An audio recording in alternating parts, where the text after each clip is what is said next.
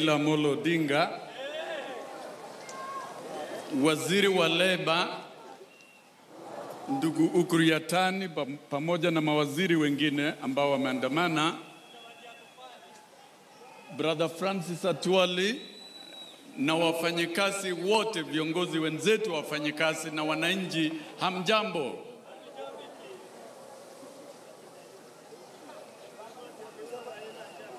Siku hii ya leo ni siku ya wafanyikazi. Kwanza ningependa kusema tunaunga mkono the handshake kati ya Mheshimiwa Raila Odinga na Uhuru Kenyatta, na hao waendelee without any apology to unite this nation. Number two, the amendment bills that are in Parliament, miscellaneous amendment bills focusing on labor, amending labor laws, and labor laws are constitutional rights as provided for in the Constitution, and amending through miscellaneous amendment bill is taking away the rights of workers. All these amendments shall be rejected by workers, and if they have to be done, it must go through the process of public participation. We treat this as an attack, savage attack on the rights of workers provided for in the Constitution.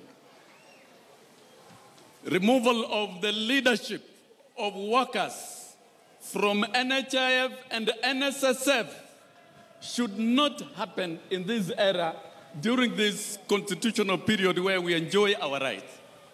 Kwa hivyo tunasema tutatetea haki yetu kubaki katika NSSF kama wafanyikazi.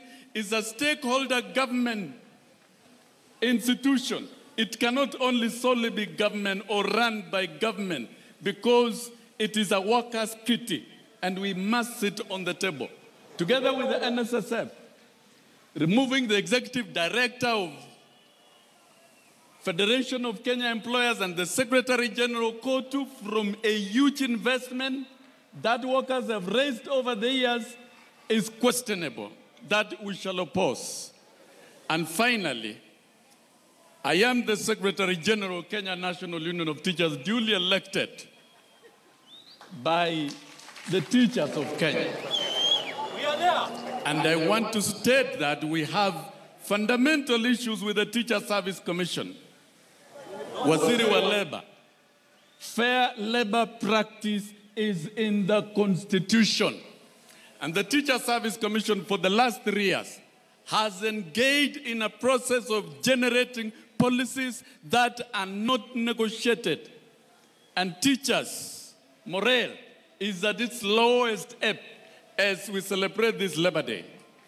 As we celebrate this Labor Day, walimu wamehamishwa kiholela, contrary to the provisions of HIV and workplace AIDS, and this constitutes separation of families. Kwa hayo machache, tunawatakia nyote Labor Day mwema, na tutaendelea kupigania haki yetu bila kutishwa na yeyote.